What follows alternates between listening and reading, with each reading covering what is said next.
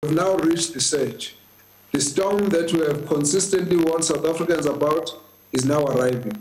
As a nation, we have every reason to be united in this fight against COVID-19.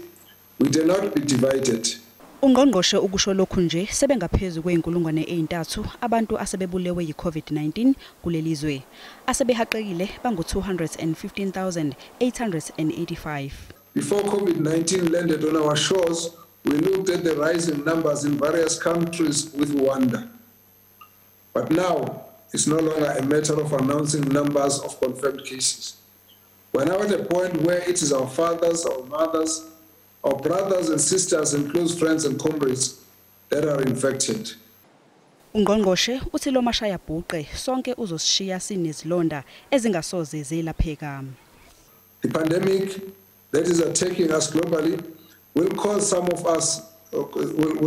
of us lifetime scars. It steals from us, from some lives, from others' jobs, others' businesses. It is affecting literally every part of our lives. Amaqembu ezombusazwe ayayichitha eminye imizamo kaNgqongqoshe yokulwa nokubhebhetheka kwaleli gciwane.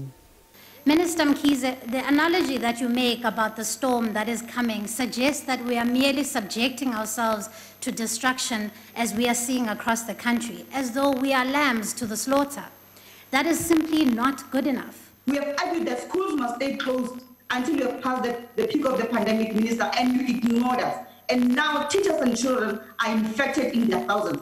We have reached a stage, but people will not only die of COVID-19 alone, but also of starvation. We have reached a stage where South Africans will ignore all regulations. Kulandela ukukhala kwezisebenzi zezempilo ngokwentuleka kwezinsiza kusebenza zokuzivikela egciwaneni. uNgqongqoshe uMkhize wethembise izisebenzi ezisekhaleni lokulwa nalempi ukuthi uhulumeni uzama ngayo yonke indlela ukuqinisekisa ukuthi izinsiza zokuzivikela egciwaneni zifinyelela kuzo zonke izindawo.